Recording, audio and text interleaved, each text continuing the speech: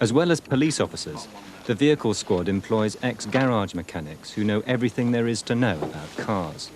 Their job's to find any vehicles in the yard that might be stolen, when the only remaining clue is the body shell.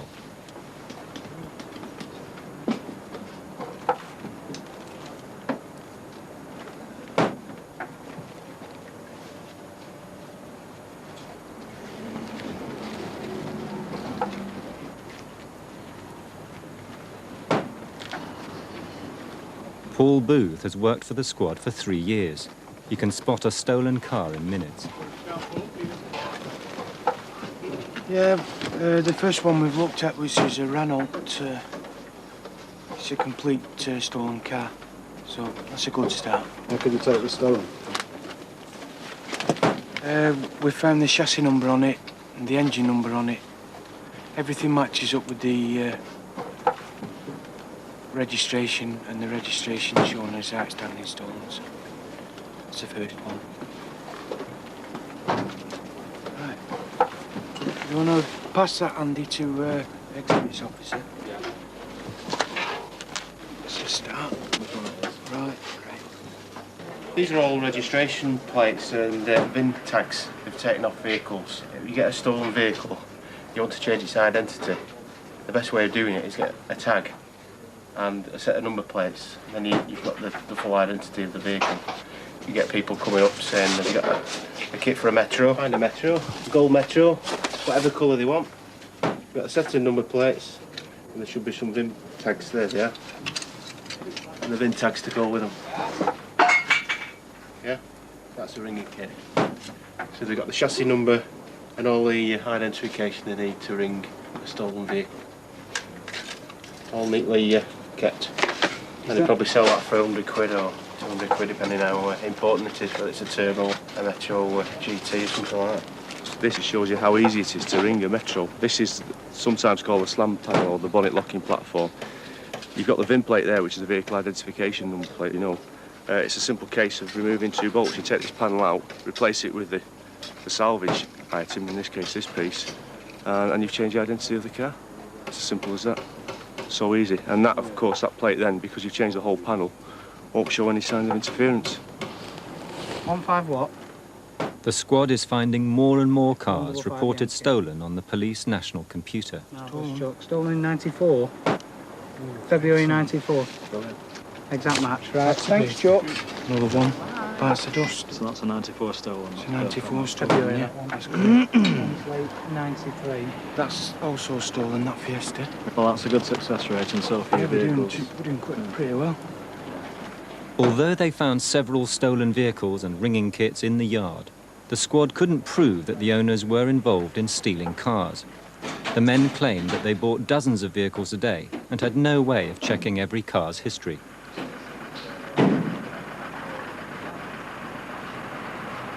We've got so much work, you get sort of bogged down with it. You're getting under pressure with it. You've got deadlines to meet.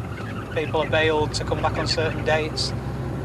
You've got to meet these targets and deadlines, and they're getting tighter and tighter because they're getting more and more vehicles now. We could do with double the staff. Over 100 cars are stolen in Greater Manchester each day. The squad of 18 are up against increasingly violent criminals involved in drugs, fraud and armed robbery. In Stockport, 2 Department of Transport inspectors were shot dead as they investigated the theft of MOT certificates. Manchester's the car crime capital of Britain. Every month, the squad opens the doors of its vehicle surgery, where owners have to bring their cars in for examination. Only certain vehicles are pulled in, usually because they have a suspicious history. This Ford Fiesta was once a total write-off. Schoolteacher Alan Rain bought the car after it had been repaired and put back on the road. It cost him £4,500. Is there any damage that's occurred to it whilst you've had it? Scratches or anything like that? No. No, the only thing we've had done to it again is fixing this door here. It keeps up against the buckle. It's actually cracked again, so that's why it's got the sealant through it. And you've had the vehicle watch stickers put on? We had the vehicle watch stickers put on, and I've had the immobiliser put on. And that's all I've done to it. Right, we'll give it a good going over and...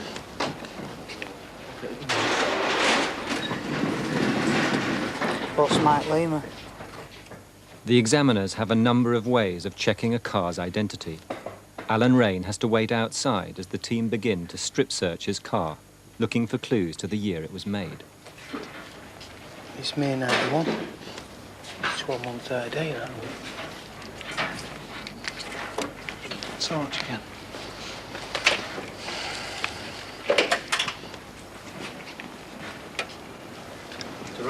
It doesn't look right, no. The details of the car tell us that this vehicle was registered in 1991. Yet the body shell is from a 1990. And Ford don't leave body shells lying around for 12 months. So obviously, it would seem that the engine in this vehicle doesn't belong to the body to start with. Somebody's got hold of another body shell for it by whatever means, and have put the engine from that 1991 car into it.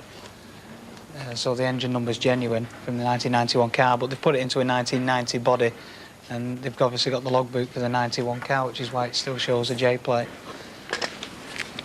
Have a look at that sticker, Paul. The hunt for the car's true identity is on. Paul Walker's discovered that at some time the windscreen was etched. The numbers on the glass should be the same as the registration plate, but on this car they've been rubbed off. Been etched that. You want them scrapers? Let's get in here a minute, kid. The chassis number stamped on the floor under the driver's seat also looks suspicious. Yeah, it's coming slowly. This needs a lot of work. If you, It's coming up at the end there. I don't know. His tops are coming now. I mean, there was nothing there, but it's coming back. Yeah, here we go. Underneath? Is it a letterbox? It's got a little channel out. You're going to have to take this down. Can you not try and peel it up a bit closer, you know, like from the seam up this edge, rather than starting right at the back? Now look at it underneath. Where it meets the sill. Probably kid. Stop trying to butcher some buggers, get out. Right at the very end. It's like a fine. Looks like a fine. Do you think a number's been stamped over a number or something? No, the original number has been cut out. You can see a little slot where it's been cut out, and then this plate with this number on it has then been welded over the top just to cover it up. So in effect, it's two skins here. There's just a slot where the original number was. If we didn't think there was anything there, it's not worth ripping the floor up and ruining the car for the guy who's bought it and thinks it's his. You can see it. What I'll do is just, without damaging the edges, just pull it away a bit. The owner continues to wait, unaware the floor of his Ford Fiesta is being peeled open. Just heel off the sill maybe. Don't go through too far and cut below. You can nip it with it, but don't cut the floor underneath. It's a lot easier to explain the damage when you're a bobby. If the examiners can read at least some of the original chassis number, they'll have the evidence they need. And you might be able to see now through there what they've done to the original chassis number. It's all butchers. You can see them too. Yeah. But it looks like the last number, doesn't it? The finish is 3-2, doesn't it? I think we might have got it. What's the news? Right, basically, I'll show you what we've found. When we knew it was a damaged vehicle. You obviously knew something before I came. Well, we've been informed by DVLA that the vehicle has been a write-off. And obviously it's been put back on the road. We believe this vehicle to be a stolen vehicle. The shell. The engine is as it purports to be. Yeah. Relates to these registration plates. Right. As a matter of fact, then we must tell you you can't sell it, you can't alter it, you can't get rid of it, you can't dispose of the vehicle. If you do, knowing it to be stolen, you get rid of it, you then become liable. The insurance report said it required a new body shell. Right. This isn't a new body shell, we knew that from looking at it. Yeah. All right. So we've dug a bit deeper, and we found out that there's been a plate welded If you can see that, you can see that the original plate out, the written off vehicle has been taken out and plated into here. Right. And that's your original floor there. Yeah. Can you see it? Yeah. Got numbers from there and numbers from the glass front screen. Right. And we want someone to come and have a look at it, basically. We'll let you take it home. Right, that's good. Right. Okay, you won't be getting the kids, basically. You won't be getting the bus, put it that way. Right. I'd ask you as well, because we have got the receipt from where you got the vehicle from, is not to ring them. No. Not to contact Alan Rain has discovered that all he owns of his XR2 is the engine. The rest of it still belongs to the insurers of the original owner. He may have to pay twice for his car before he can own it.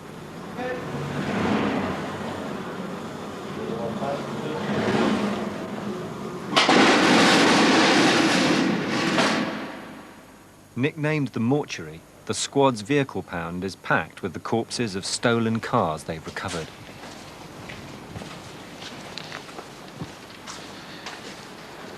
In Manchester was a garage, and the vehicles were just being systematically stripped. They weren't being rung, just stripped for all the parts, and they're all being racked into shelves. And people with late model Fiestas would go there, maybe had a small bump in the car, they wanted a front offside wing in red. You could go to a shelf and pick off a front offside wing in red. You've not the problem of having it sprayed. Or if you wanted a suspension unit, for later model suspension units in that department. So the vehicles were being stolen, systematically stripped, and then shelved, and the parts were being sold off. There was over 30 vehicles, and we could probably identify 24 of those. Till we started to piece them together, it was just unbelievable. 18 complete cars. And one of them, which was the brand new one, about 6 weeks prior to it in there being stripped, it was on the production line at Ford being built. And it had only done 400 miles. And 6 weeks later, from being on the production line, it's in this garage and it's in pieces. It's unbelievable.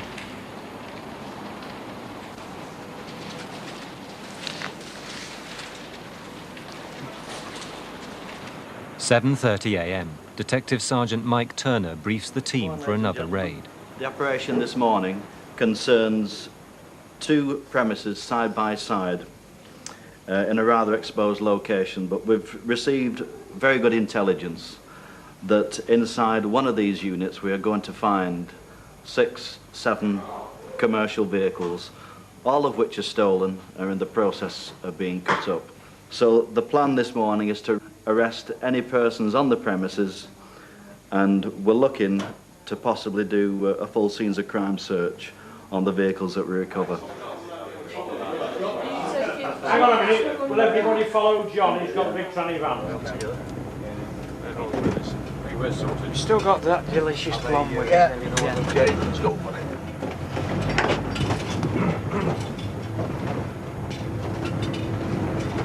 This one here. This one here on the right. Bloody cars to do here. Not this one, is it then? No, just these on this right side.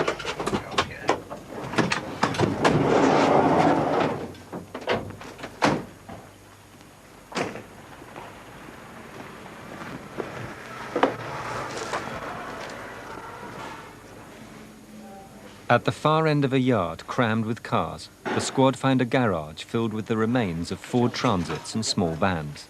Some are practically brand new. It's going to be difficult to work out which pieces belong to which vehicle. Austin. Are we Austin, kid? It's waste. Where does it come under? Freight Rover. Freight Rover. Freight Rover. Daft. Oh, it's Tried going, Daft as well. going under Freight Rover. Colour white.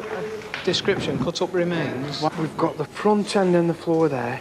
The front driver's side and the passenger side in the back of that. Okie doke. You're marvellous, you kid, marvellous. The men taken away for questioning aren't involved in stealing or cutting up the vehicles. It appears that they've been forced to let members of a violent gang use their equipment.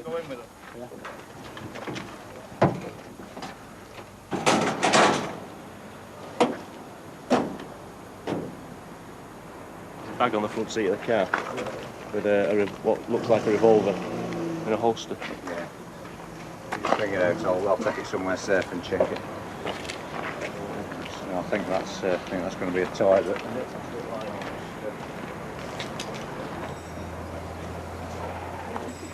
The gun turns out to be an air pistol.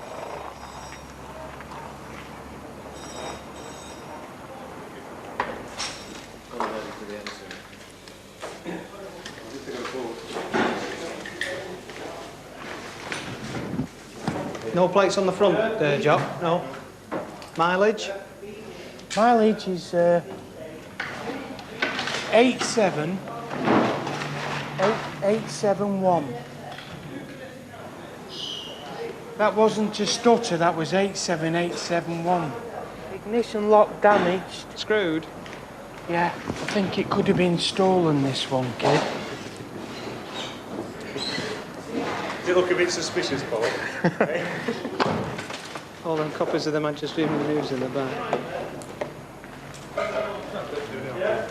The results show that we've recovered the remains of 8 stolen vehicles. It's looking like about £60,000 worth of vehicles that have been stolen and chopped up. It's pure cannibalism. She's obviously stolen to order. Somebody wants an engine out of it, so they've completely destroyed a brand new vehicle just to acquire the engine. This is the accumulative effort of a hard core of criminals operating throughout the country. Every city's got them, every town's got them. And of course, added together, when you consider the finance involved, the insurance involved, it's no wonder that you and I are paying premiums way, way over the odds for the activity of this kind of thing.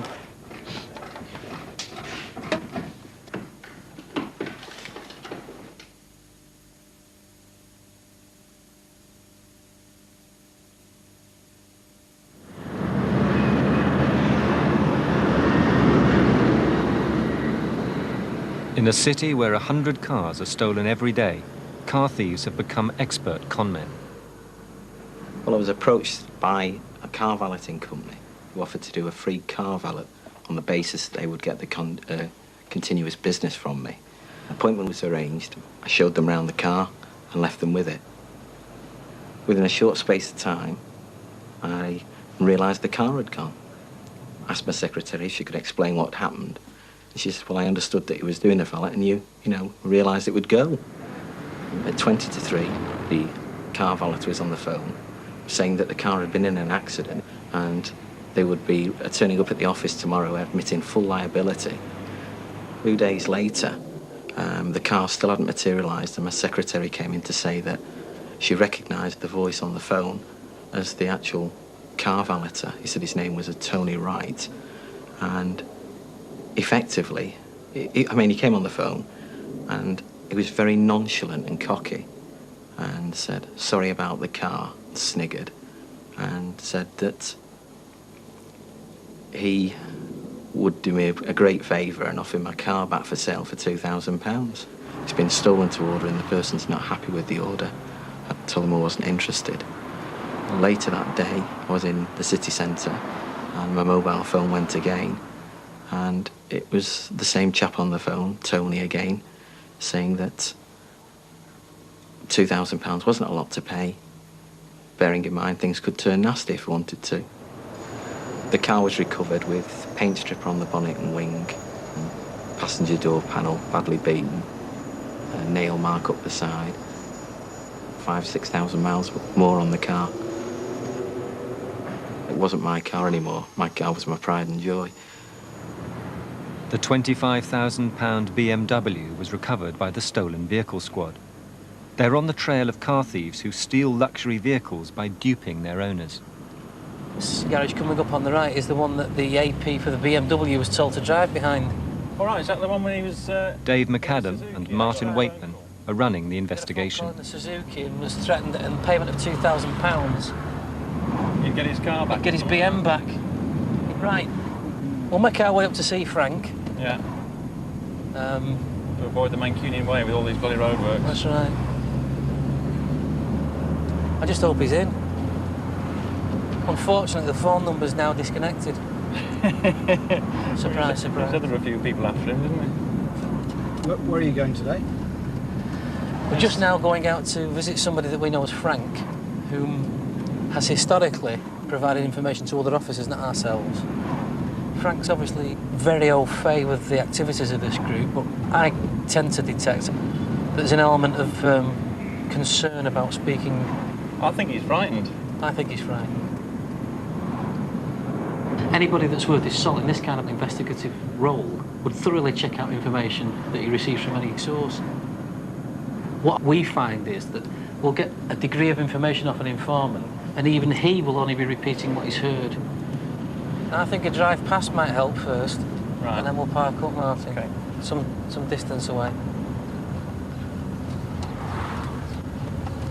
I think we'll go for a walk.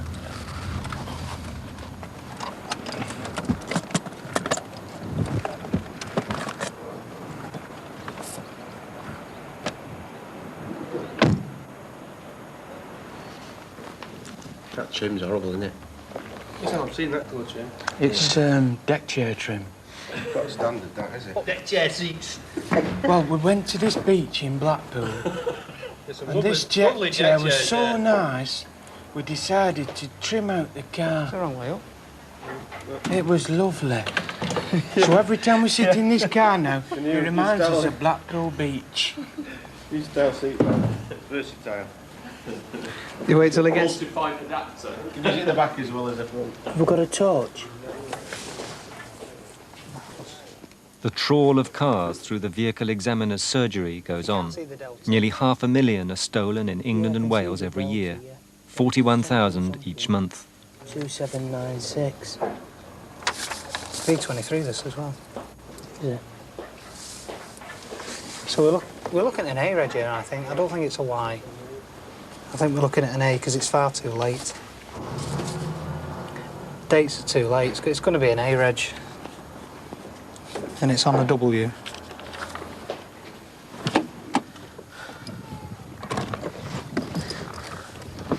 Right. It's a bit of some value, that.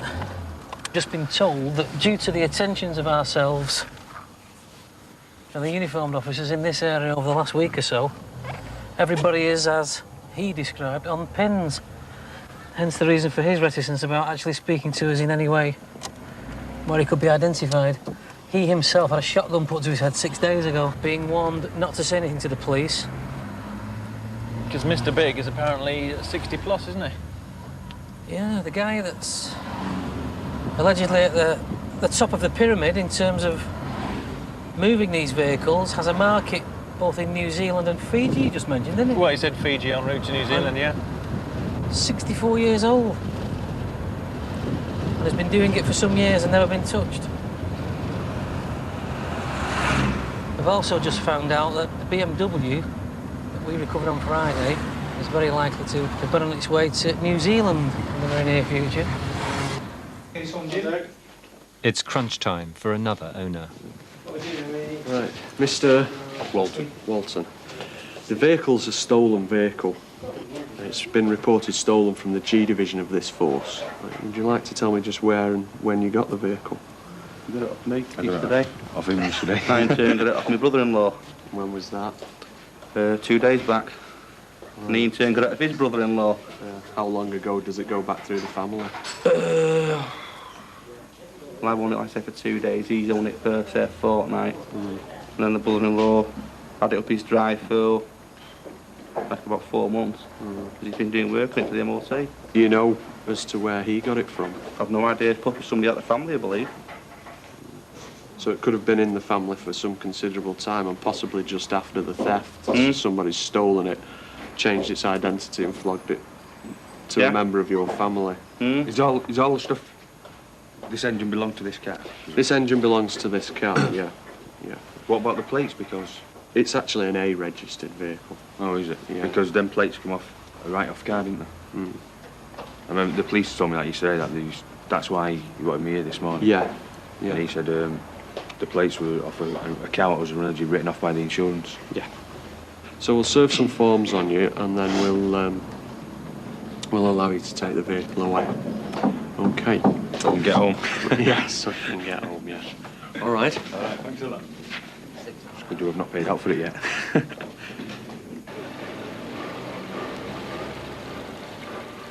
Far removed from the world of cheap escorts, Dave McAdam and Martin Waitman have worked out how luxury cars are quietly slipped out of the country. Yesterday afternoon, we had a breakthrough from a neighbouring force, the Cheshire Constabulary, where they had actually recovered a vehicle from Manchester Airport.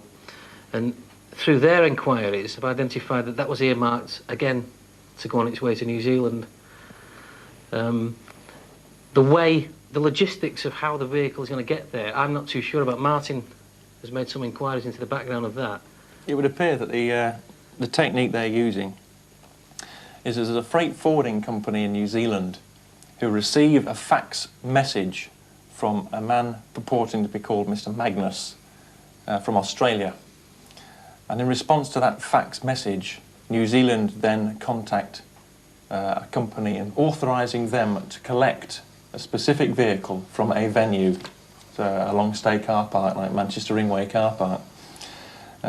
This company then collects the vehicle and it's shipped out through Tilbury to New Zealand. Our informant has said that he's been doing this for many years without being touched. Each vehicle is at least 15, 16 grand. And this is organised activity dealing with a lot of money.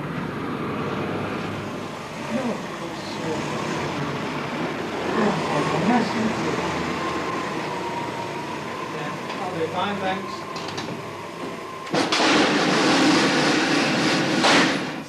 All the way, Cole. It's shut now, anyway. It's all the way around, Cole. What do you want? Mrs. Harrison has had her Austin Metro for 3 months. She's just passed her test and bought the car at an auction for £3,250. She works 4 nights a week in a nursing home and needs the car to get to work and back. When you bought the vehicle, were you told it was in an accident? Yes. Yeah, no? Yes. Yes, I was. It's my car. Oh, it's your car, right. My car. So you were aware that it was in an accident? Yes. Well, that's purely why it's been brought in, basically. Right. Every vehicle that's been involved in an accident Yeah. has a total loss, basically.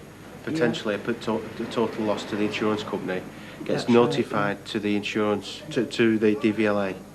And when the vehicle's relicensed, i.e. you've gone into the post office and got a licence for it, they then make it aware to us, they send us a report.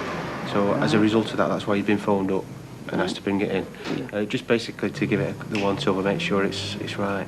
Right. Okay, that's all it fine, is. Yeah. So you care to take a seat in the reception? Yeah, sure. We'll be with you in about 10 minutes, hopefully. All right. Where is it? It's just across the way there. There's seats in the reception. All right. There's no doubt at some time or other that J285 PVV has been involved in an accident. Yeah. But unfortunately, the vehicle we've got in front of us is not J285. Now, that's what the owner thinks they've bought. Now, in all probability, if they've been told that the vehicle was accident damaged and repaired, they're going to have paid possibly less than the market value of the car in the belief that they're buying an accident damaged repaired vehicle. But what they don't know is that they've not bought J285. They've bought a stolen vehicle. We've found a match for it on the computer. Everything relates, chassis number, engine number. It's been used in crime. It's a good result for us, but you feel sorry for the people who are stuck in this situation. Because basically they'll have lost a lot of money.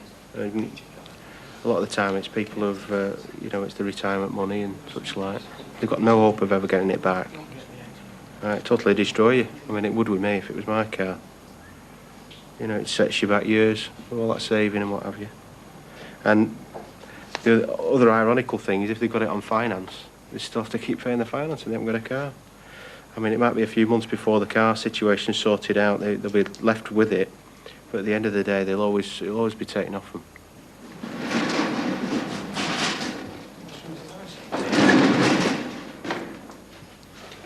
Right, basically, we've examined the vehicle thoroughly, and we've found that the vehicle is an outstanding stolen vehicle.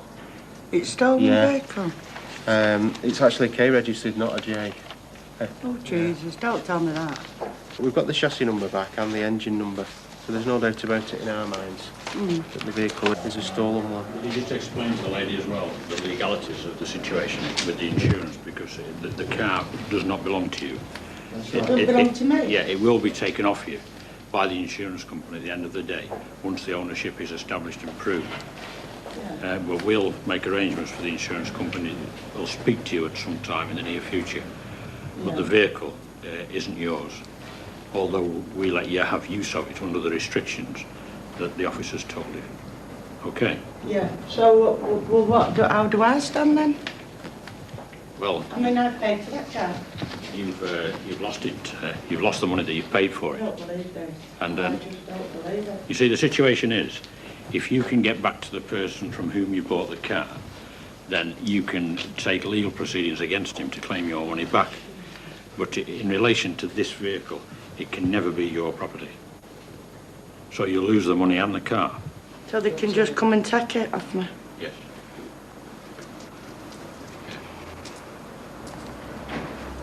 Just have a look under the bonnet, just explain why there's no VIN plate, the chassis number's drowned out. I'd just like to All the show you details what's are- happening. The basic simple details they should check really. That's where the chassis number should be on the Metro. You can see there's been a plate loaded in there. There's a number stamped, there was a number stamped in there that related to the K-registered car. Oh, Now, right, because yeah. they've taken those K-registered plates off, they have to take that off as well. So what they've done is they've cut it out, and that's body filler, they've filled it over with body filler. Oh, right. So that's how they've hidden that.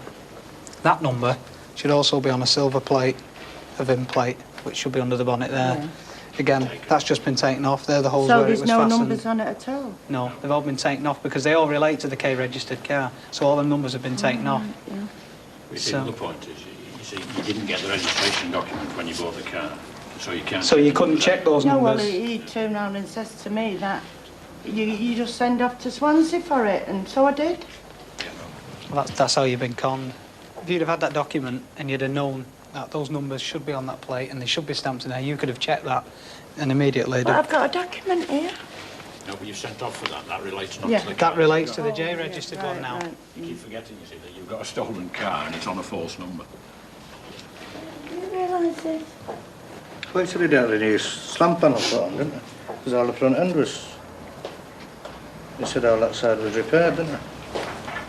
Oh, shit. Have you borrowed money to take it? No, I've just saved up. But I'm on 4 nights a week, you know. I'm lost without it.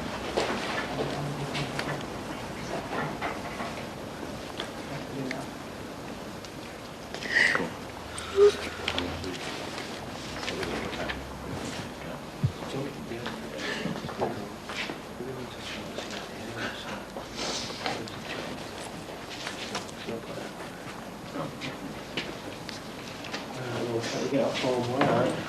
Sorry to give you bad news. Alright. See you later. You can help us, alright? My name's on the bottom of that form. Anything at all you hear, you let me know. I can pass it on to the officer that's investigating it. Alright, Bob. We'll do what we can, alright? Yeah.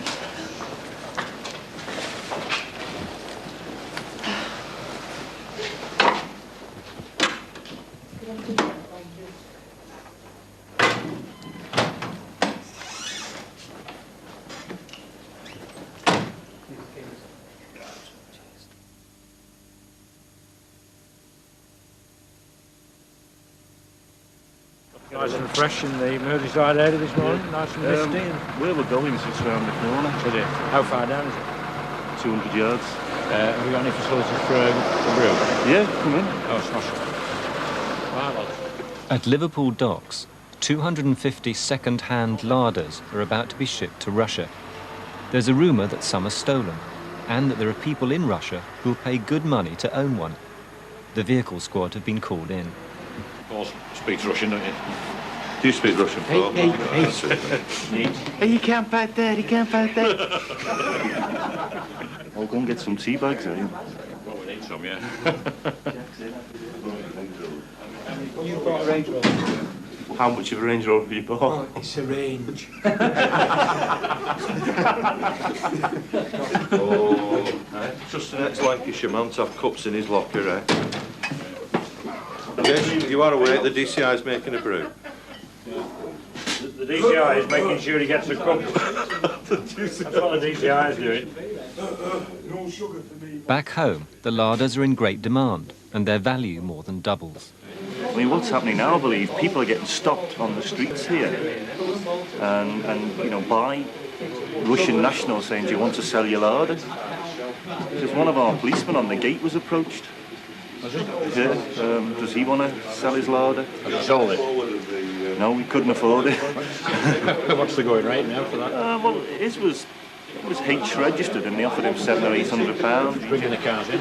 Students and anyone who bought them. I believe the export models have the engine in.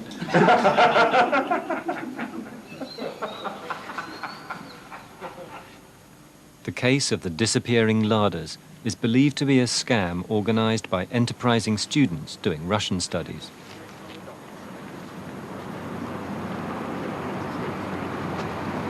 Any suspect vehicles at all, make sure that Ken Bell gets all the details. OK, we're going to have a look at it and then we'll work out where we're going to start. OK? Just get me gloves and my mask. Larder.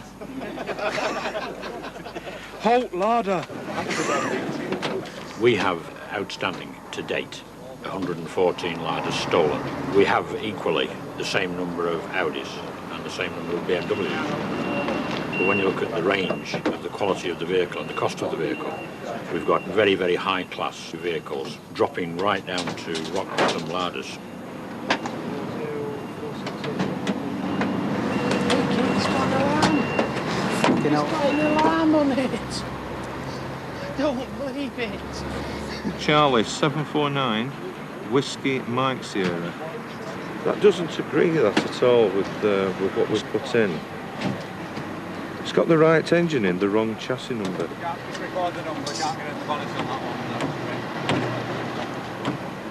All the vehicles going to Russia are all booked in officially with the various shipping agencies and the shipping lines. So from our point of view, we've got to take that at face value, that there's nothing wrong with it, that it's the same as a genuine customer taking a container anywhere in the world. What sort of cash do they pay for shipping These particular vehicles have been paid cash on the other side, so that all they're leaving is the keys as a deposit. The shipping line have got the car to be paid for on the other side. Well, what's this situation with the nighttime traffic in relation to the ladders and outside the dock gates? How does that work? Well, I mean, the larders that are being sold outside will be sold to crew. Well, it's a different situation there, whereas they don't go in the hold of the ship. The crew put them on the deck themselves. There's no documentation as such for that, because when it reaches Russia, it's put on the quayside and the crewman will drive it out as his own property. What sort of cash are they fetching over there? I believe it's up to £1,500, that you'd be lucky to get £100 in the auctions here. In Morecambe, the year-long pursuit of Mr. Big is coming to a climax. Good afternoon, everybody. This is a joint operation between the Regional Crime Squad and the Stolen Vehicle Squad from the Greater Manchester Police. The information is that Hudson himself is involved in the exportation of stolen motor vehicles from England to New Zealand. This particular consignment consists of 5 vehicles. Dave McAdam and his partner Martin have finally pieced together the elaborate scheme enabling Mr. Hudson to ship stolen cars abroad. 5 stolen vehicles, including a BMW and a Mercedes, are due to dock in New Zealand. It's quite a simple action tonight that's been accelerated by the fact that these vehicles are anticipated in arriving in Auckland very, very shortly. Consequently, our hand's been forced a little bit, but that's why we're moving now, just to explain the background a little bit to you. That's it, thanks. OK, thanks very much, gents. Thank you. We don't need to leave here till about... Is it? Yeah. So if we meet back in here in an hour's time, will that suit you? That'll suit fine. Can we go and get something to eat then? Yeah, next floor up. Thank you. He's only just eaten, this guy, about half an hour ago. 3-course meal. Just wanted on the phone. There are massive markets for vehicles abroad with immense economic benefit for those that are able to administer it. And if we can make a dent in that, it should have far more effect. We can regularly deal with and apprehend car thieves on a local level. But I sometimes wonder about how effective that is in terms of the overall problem. And the people at the top are the ones that we need to have a go at if we can.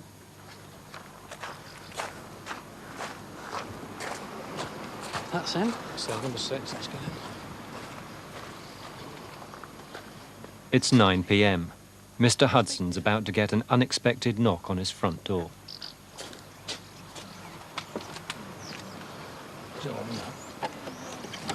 Could you speak to you, please? The police officers, we need to have a chat with you. Thanks. Mr. Hudson? Yeah. Warrant's here to search your premises. The police don't expect any trouble, but they've come mob-handed just in case. I don't fuck with drugs, if that's what you're thinking. Who mentioned drugs? I'm arresting you, Mr. Hudson, on suspicion of handling stolen motor vehicles. You're not obliged to say anything unless you wish to do so, but what you say will be taken down and maybe given evidence. Do you understand that? What dealings have you had with vehicles recently? Well, I think I better get the advice of a solicitor before I say anything on that. Well, that's entirely up to you, but you're not getting the advice of a solicitor till you get to a police station. All right. We both know what we're talking about. Let me reassure you. I feel that I should talk to a solicitor. Right, Fine. what we're going to do now, Yeah. if you come through to this room here, and we're going to search your premises. After 2 hours of searching and questioning, they're getting ready to leave. We've identified a number of phone numbers and addresses which correspond with what the New Zealand police have got. Have you got any clues as to vehicle identity or anything in there? No. No. So there's nothing to relate him to any of the cars that are going to New Zealand or whatever? There's only one picture, one photograph I've found of one vehicle that he sent legitimately through some channels in January this year. And he's told us about that. And within the conversation about that, he's told us that they're worth about 3 times more in New Zealand. So there's all sorts of elements we can pursue. Looks as though we're going to have to work hard, though. He won't speak to us without a solicitor. Yeah, come down this way. Come down this way.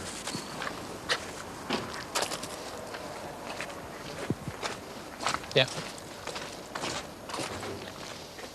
If they're going to make the case against Mr. Hudson stick, they need hard evidence now that he's involved. Yeah, jump in there. Okay. In a simultaneous operation in Auckland, New Zealand, local police have picked up the man collecting the vehicles shipped over by Mr. Hudson. The one thing that'll clinch the case is if this man names Hudson as his supplier.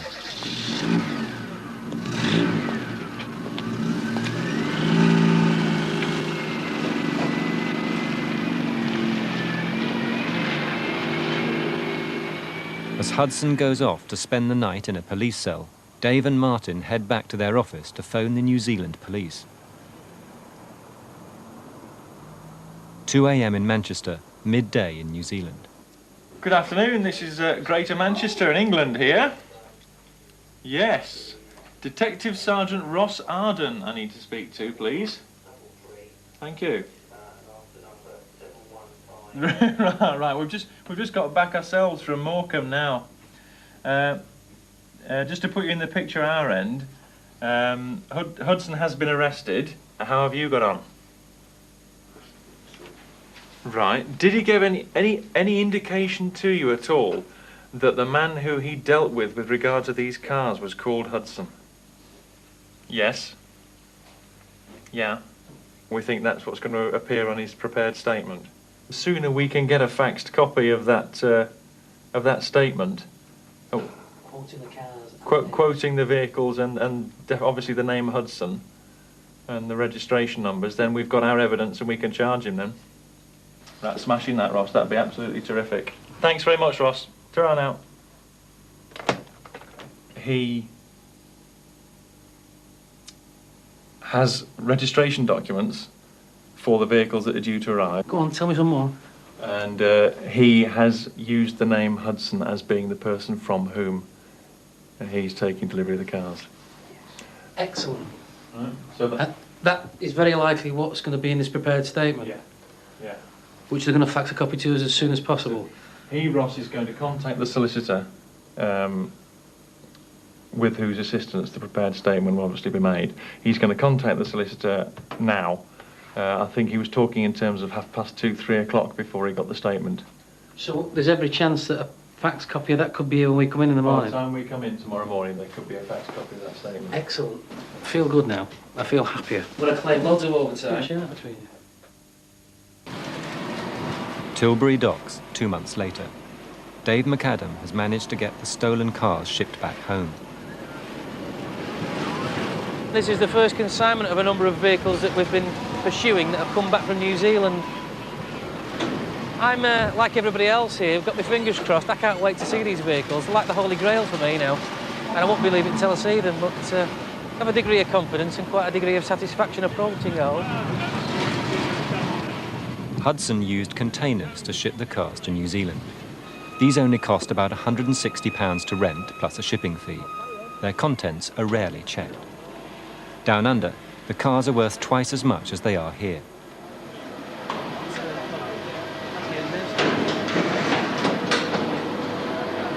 Where's John? Is that yours, John? That's my car. Yes! Last time I saw that, it was going down Altrincham Road at about 100 mile an hour with blue smoke coming out of the back of it. So you pleased, are you? Oh, I'm delighted. I'm pleased we've done it for you. Yes. Oh, that's wonderful. Yes. It's my car. Is that coming out, is it? Yes. I was filling it up with petrol, and as I turned to go away and pay, a gentleman bumped into me, and as I turned round, he was getting into my car, and he disappeared off down the forecourt and off towards the motorway. 3 or 4 weeks later, I had a phone call from my insurance company to say that because the keys were in the car, they wouldn't meet the insurance claim, so I thought I was going to say bye-bye to about £25,000. As it turned out, 2 hours later, the police phoned me and said, we found your car, but there's a little problem. It's on the way to New Zealand.